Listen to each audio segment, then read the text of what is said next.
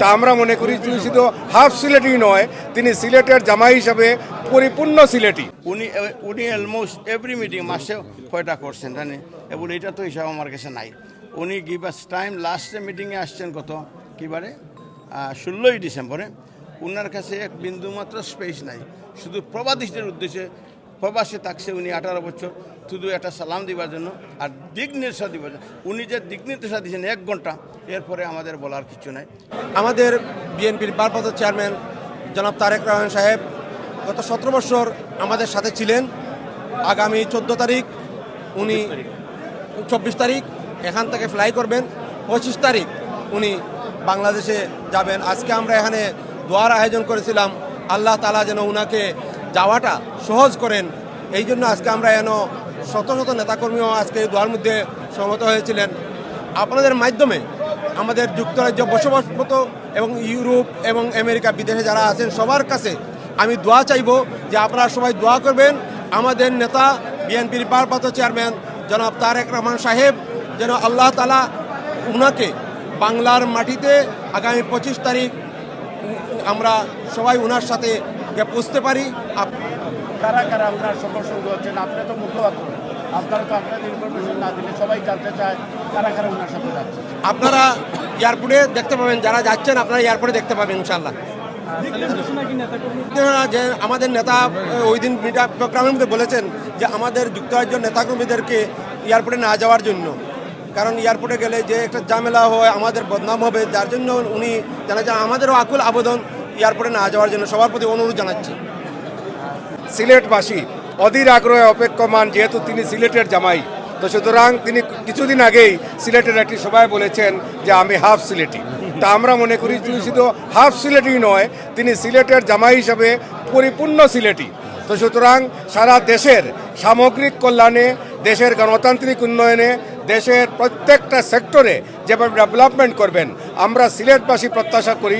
যেহেতু সিলেটের 90% মানুষের সাথে দীর্ঘ 18টি বছর এই যুক্তরাজ্যের মাটিতে কাটিয়েছেন, তাই আমরা মনে করি তিনি দেশের ঐতিহাসিক প্রয়োজনে, দেশের গণতান্ত্রিক সরকারের যখন নির্বাচিত হবেন এবং তিনি যদি বাংলাদেশের প্রধানমন্ত্রী হন, তাহলে সিলেটের প্রতি তিনি অত্যন্ত সুন্দরভাবে দায়িত্ব পালন করবেন। আমাদের তারেক রহমান সাহেব এবং ওনার সহধর্মিণী ডক্টর জুবেদা রহমান এবং ওনার সূর্যকন্যা এই জাইমা রহমান, ওনারা দেশে যাবেন।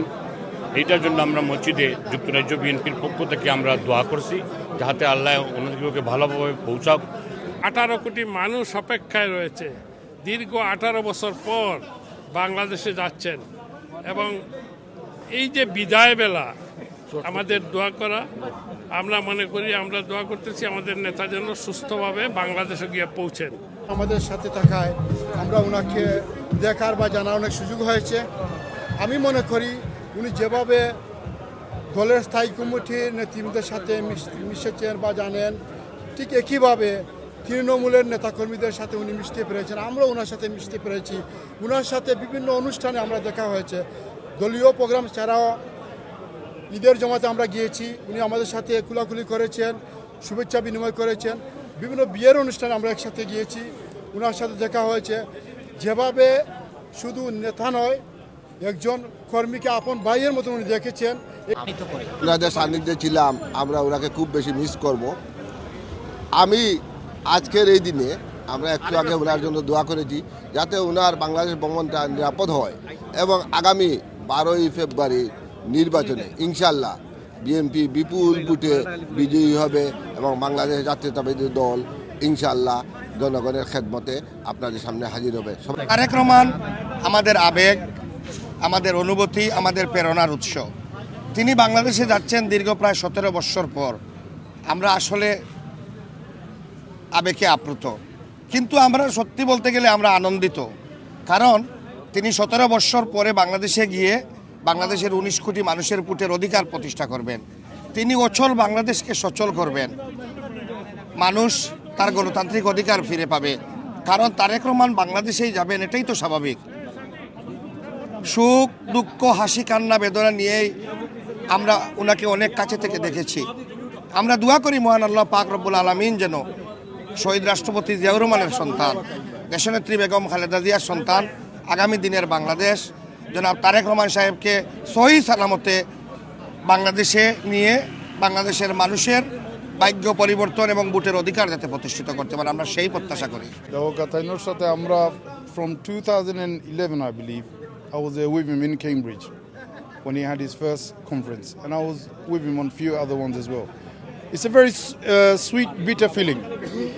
He's going, we're very sad and very upset, yet we're happy. The people of Bangladesh will get to see a true leader, a leader who will lead our country to the future, to the next generation. We pray he gets safe, he goes to Bangladesh safe and well. We pray for Begum Khaleda Zia to get well, inshallah, and to lead the country in the future. He's the right man. Thank you. He's a very humble person. In terms of his personality, his personal life, you cannot get more humble leader than him. He doesn't have any ego. He's not into your designer brands. He's not into anything else. He leads a very simple life. And I'd say to anyone, any public of our country, he's like his father. And alhamdulillah, I would urge every younger generation to follow his lead. আমরা যুক্তরাজ্য জাসাসের বিভিন্ন প্রোগ্রামে উনি এসেছেন leader, এবং leader অত্যন্ত আমাদের স্নেহসুলভ আচরণ করতেন আমাদের সাথে, আমাদেরকে খুবই ছোটো ভাইয়ের মতন, দলের একজন কর্মীর মতন আমাদেরকে ব্যবহার করতেন আমাদের সাথে। আমরা 17 বছর ওনার সাথে, 18 বছর ওনার সাথে আমরা স্পেন্ড করেছি, বিভিন্ন প্রোগ্রামে ওনার সাথে দেখা হয়েছে। আমি ব্যক্তিগতভাবে অনেকবার ওনার সাথে পার্সোনালি মিট করার আমার সেই সৌভাগ্য হয়েছে, এবং আমি সেই আমার এই এক্সপিরিয়েন্স থেকে আমি বলতে চাই যে উনি খুবই মার্জিত, এবং আমি যারা ওনাদেরকে ছোটোদেরকে উনি খুবই স্নেহ করতেন, এবং উনি ওনাদেরকে সবসময় আমাদেরকে উৎসাহিত করছেন। ইয়াং জেনারেশন কোনো একটা আইডিয়াস নিয়ে গেলে, অথবা উনি যদি দেখেন কারো কাছে কোনো ধরনের একটা স্কিল আছে, উনি তাকে উৎসাহিত করতেন যে তোমরা এই বিষয়ে তোমরা কাজ করে দাও। সেক্ষেত্রে আমিও উৎসাহিত হয়ে